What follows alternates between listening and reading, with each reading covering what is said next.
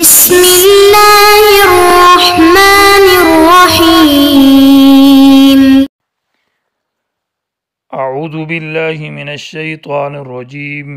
ان الذین جاءوا بالافک عصبۃ منکم لا تحسبوه شرا لکم بل هو خیر لکم لکل امرئ منهم ما اکتسب من الاثم والذی تولی کبرہ منهم له عذاب عظیم۔ عزیز طلبہ کرام، سبق نمبر 293، سورۃ النور، آیت نمبر 11۔ سورۃ نور جو دفع الفحشاء یعنی بے حیائی کو معاشرے سے دور کرنے اور صفا کرنے کے بیان میں ہے، اور نیز اصلاح المعاشرہ، معاشرے کے اصلاح اور معاشرے کی خیر اور برکت اور عافیت اور عفت کے قوانین کا بیان ہے۔ سب سے پہلا قانون جو ذکر کیا کہ مجرم کو یعنی زانی مرد عورت کو سزا دی جائے، جبکہ وہ غیر شادی شدہ ہو تو ان کو 100 کوڑے لگائے جائیں، اور جبکہ وہ شادی شدہ ہو تو ان کو سنگسار رجم کی سزا ان پر جاری کی جائے۔ دوسرا قانون ذکر کیا کہ اہل زنا، اہل فحشاء بدکار لوگوں سے بائیکاٹ کیا جائے اور ان سے اپنے آپ کو دور رکھا جائے، تاکہ معاشرہ ایک گندے پن آدمی سے دوسرے افراد اور دوسرا معاشرہ گندا اور خراب نہ ہو۔ تیسرا قانون ذکر کیا کہ جو پاک دامن عورتوں یا مردوں کے اوپر بدکاری کی تہمت لگاتے ہیں، زنا کی تہمت لگاتے ہیں، ان پر حد قذف یعنی 80 کوڑوں کی سزا ان پر نافذ کی جائے، اور جو اپنی بیوی کے اوپر کوئی تہمت لگائے تو ان میں لعان کا حکم جاری کیا جائے۔ ان قوانین کے بعد کوئی شخص یہ سوال کرے کہ کسی کے اوپر تہمت لگانے سے اس بندے کو 80 کوڑے لگائے جائیں گے تو یہ بڑی سخت سزا ہے، اور یہ اس کی انتہائی بے عزتی اور ناقدری ہے اور ذلت ذلیل کرنا اس کو، تو یہ کیسا ہے؟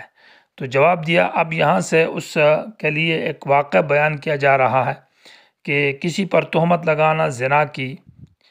اور جب کہ وہ گواہ پیش نہ کر سکے تو اس پر حد قذف یعنی تہمت لگانے کی سزا جاری کی جائے گی،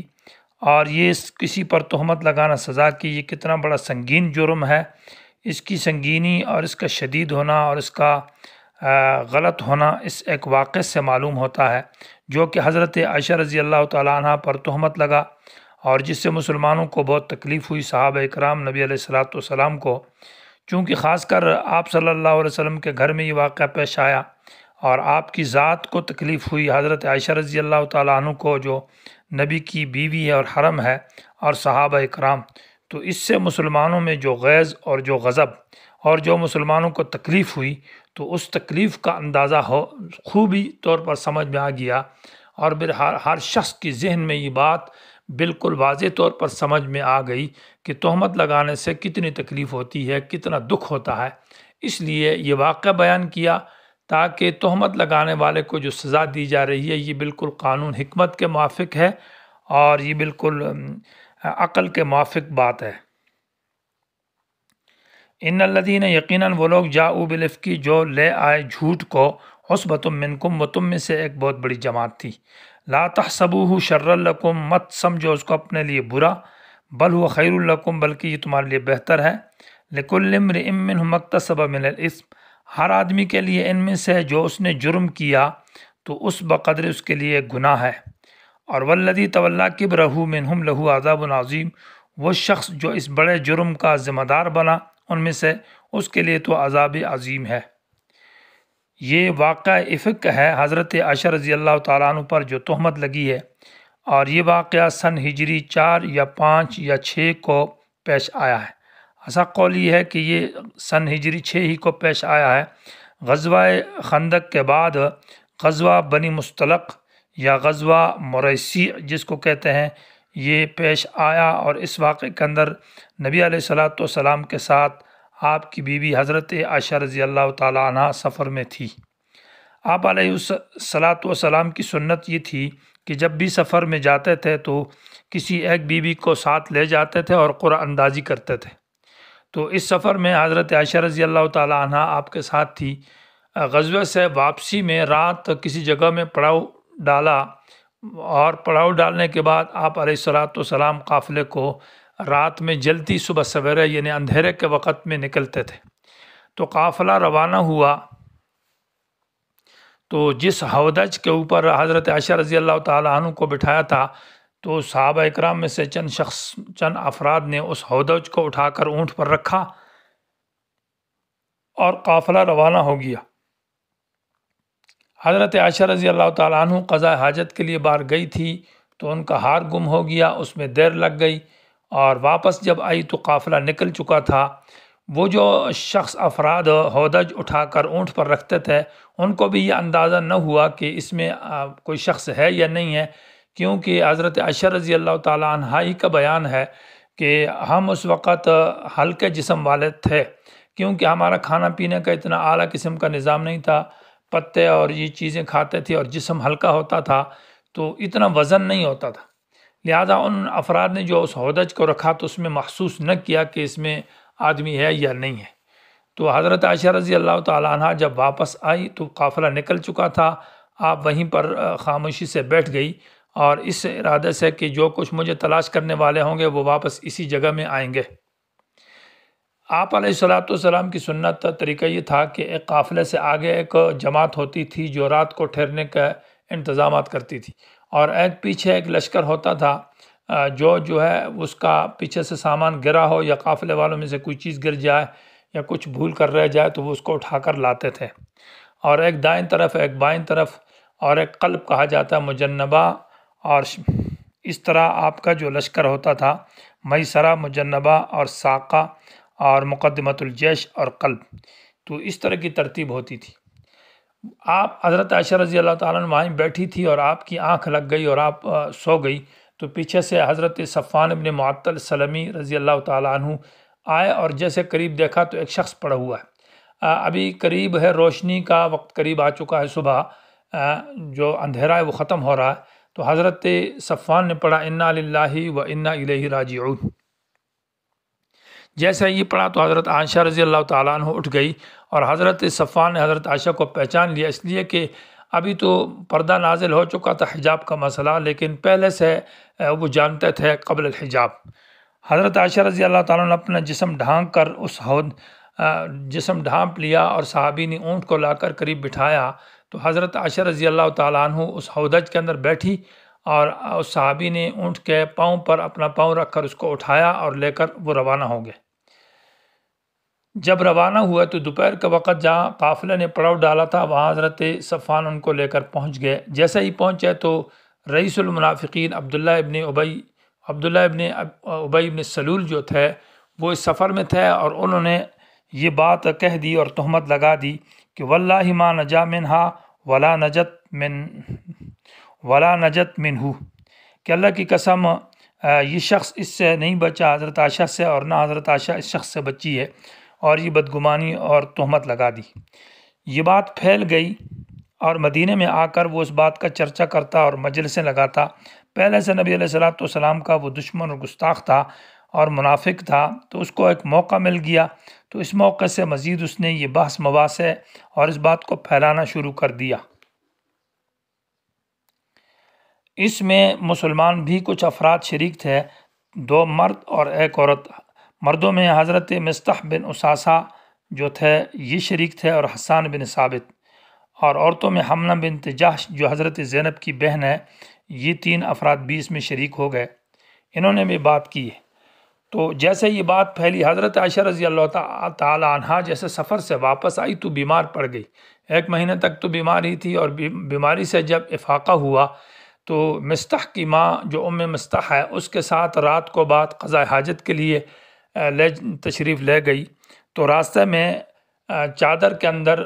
مصطح کا پاؤں الجھ کر وہ گر پڑی، تو اس کی زبان سے بے ساختہ یہ الفاظ نکلے کہ تعیسہ مصطح، اللہ مصطح کو تباہ کرے، اللہ اس کو ہلاک کرے۔ تو حضرت عائشہ رضی اللہ تعالیٰ عنہ نے فرمایا کہ اتسبین رجلا شہید بدرن، کیا تو ایسے شخص کو گالیاں دیتی اور بددعا کرتی جو بدر میں شریک تھا؟ یہ تو بدری صحابی ہے مصطح بن اساسہ۔ تو اس پر وہ خاموش ہو گئی، 1 مرتبہ اور 3 مرتبہ ایسا ہوا، تو آخر میں وہ حضرت مصطح نے کہا یا حنطہ، مانا اے سادی اور اے بھولی، تجھے پتہ نہیں تیرے بارے میں لوگ کیا باتیں کر رہے ہیں؟ تو اس نے کہا نہیں، اس وقت تو جب انہوں نے بتایا کہ لوگ تو ایسی ایسی باتیں کرتے ہیں تیرے بارے میں، بدگمانی کی اور یہ بات ہے، تو وہ جو بیماری سے افاقہ ہوا تو اب بیماری بڑھ گئی اور مزید بخار ہو گیا، اور آپ صلی اللہ علیہ وسلم کے واپس گھر میں آئی اور آپ سے اجازت مانگی حضرت عائشہ نے، اور اپنے ماں باپ کے گھر چلی کہ تاکہ معلومات کی جائے کہ اصل بات کیا ہے۔ تو جب والدہ سے پوچھا تو والدہ بھی پریشان حال تھی، اور والدہ نے کہا کہ بیٹی حسینوں کے ساتھ جو ہے لوگ ضد کرتے ہیں، تو ایسی کسی عورت کوئی بیوی حسین ہو، اچھی ہو، تو دوسری بیویاں اس کے ساتھ حسد اور ضد میں ایسی باتیں کر دیتی ہے۔ تو حضرت ابوبکر صدیق کا بھی یہی حال تھا۔ تو حضرت عائشہ رضی اللہ تعالیٰ عنہ ایک کمرے میں جا کر وہاں بیٹھ گئی اور رونے لگی، اور 2-3 دن تک مسلسل روتی رہی، اور ان کا رونا رکتا ہی نہیں تھا، مسلسل آنسو آتے رہتے اور روتے تھے، اللہ کے سامنے شکایت کر رہی تھی۔ اس درمیان میں نبی علیہ الصلوۃ والسلام نے صحابہ کرام سے پوچھا کہ اس کی کیا وجہ ہے؟ تو حضرت زینب بنت جحش سے پوچھا تو انہوں نے کہا کہ ہم تو عائشہ کے بارے میں اچھا گمان رکھتے ہیں، وہ اچھی ہے، اس میں کوئی بدگمانی نہیں ہے۔ اسی طرح حضرت علی رضی اللہ تعالیٰ عنہ سے پوچھا تو انہوں نے کہا یا رسول اللہ، آپ کے لیے عورتیں تو کم نہیں ہیں، اگر عائشہ نہ صحیح تو کوئی اور صحیح، تاکہ آپ کا غم ہلکا ہو جائے۔ اور اسی طرح حضرت عمر رضی اللہ تعالیٰ عنہ نے فرمایا کہ اس عائشہ کو تیرے گھر میں لانے والا کون ہے؟ تو آپ صلی اللہ علیہ وسلم نے آسمان کی طرف انگلی اٹھائی کہ اللہ نے مجھے میرے نکاح میں دی۔ کہا آپ کو نبی اللہ نے بنایا، تو جیسے آپ کو نبی بنایا تھا آپ کی بیوی بھی اللہ نے دی ہے، یہ ایسا نہیں ہو سکتا کہ یہ ناپاک ہو، یہ پاک ہے، اور جو منافقین اس میں ملوث ہے ان کے لیے میری تلوار ہے۔ تو اس سے نبی علیہ الصلوۃ والسلام پھر اوس اور خزرج کے لوگ جو تھے، حضرت سعد بن معاذ، تو انہوں نے بھی یہ کہا کہ ہمارے شخص میں سے کسی آدمی نے اگر یہ تہمت لگائی تو ہم اس کو سر قلم کرتے ہیں۔ تو ادھر سے کہا کہ اگر سعد یہ خزرج کے لوگ ہیں تو ان کا سر قلم آپ آرڈر دیں تو ہم ان کو سر قلم کر دیں گے۔ اس پر سعد بن عبادہ اٹھے، اس نے کہا آپ اس کو کیوں قتل کریں گے، ہمارے افراد کو آپ قتل نہیں کر سکتے۔ اوس اور خزرج کی آپس میں کچھ باتیں ہوئی، نبی علیہ السلام نے ان کو قابو پایا، اور پھر ان کو خاموش کر کے حضرت عائشہ رضی اللہ تعالیٰ عنہ کے گھر، اپنے ابوبکر کے گھر گئے، اور جا کر حضرت عائشہ سے پوچھا کہ اے عائشہ بتا، اگر تجھ سے یہ غلطی ہوئی ہے تو توبہ کر اور اللہ سے معافی مانگ، اللہ توبہ قبول کرتے ہیں، اور اگر تو پاک ہے تو اللہ تیری برات کا اعلان کر دے گا۔ تو اس پر حضرت عائشہ فرماتی ہیں کہ میرے جو آنسو تھے وہ رک گئے، کہ بات تو سچی ہے کہ میں پاک ہوں، میری اللہ برات کرے گا۔ تو حضرت عائشہ رضی اللہ تعالیٰ ماں سے کہا کہ نبی علیہ السلام کو جواب دیں، تو حضرت والدہ نے کہا میں کیا جواب دوں گی، مجھے تو کچھ معلوم نہیں ہے۔ ابوبکر سے بھی کہا تو انہوں نے بھی یہی بات کی۔ تو حضرت عائشہ نے کہا کہ میرا حال وہی ہے جو یوسف علیہ السلام کے باپ کا ہے، کہ میں اگر کہوں کہ میں بری ہوں اور پاک ہوں تو حقیقت بات بھی ایسی ہے کہ میں پاک اور بری ہوں، لیکن آپ لوگ اعتماد اور باور نہیں کریں گے، میری بات نہیں مانیں گے۔ اور اگر میں کہوں کہ میں قصوروار ہوں، مجھ سے غلطی ہوئی ہے، اور حالانکہ میں پاک ہوں، تو پھر آپ لوگ اعتماد کریں گے اور مجھ پر تہمت لگائیں گے اور مجھے برا ہی سمجھیں گے، کیونکہ آپ کے ذہنوں میں، لوگوں کے ذہنوں میں یہ بات بیٹھ چکی ہے۔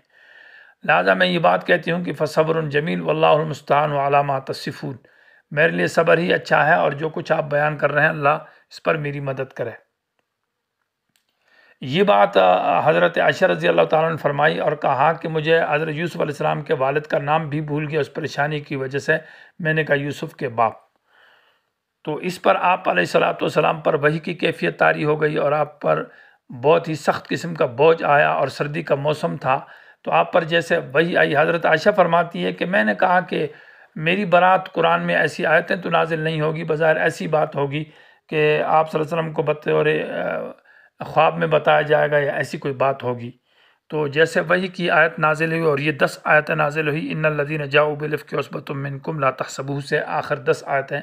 یہ حضرت عائشہ کی برات میں آپ علیہ الصلوۃ والسلام کے پیشانی مبارک سے پسینہ اس طرح جیسے موتیاں بکھر رہی ہے، اور آپ نے سب سے پہلے کہا کہ عائشہ خوش ہو جاؤ، اور حضرت عائشہ کی والدہ ام رومان نے کہا کہ عائشہ اٹھ اور نبی علیہ السلام کا شکریہ ادا کر۔ تو حضرت عائشہ نے ناز کرتے ہوئے کہا کہ میں اس کا شکریہ نہیں ادا کرتی، میں اس اللہ کا شکریہ کیوں نہ ادا کروں جس نے میری برات کا اعلان کیا ہے۔ تو اس واقعے کے اندر حضرت عائشہ رضی اللہ تعالیٰ عنہ کی برات ہے۔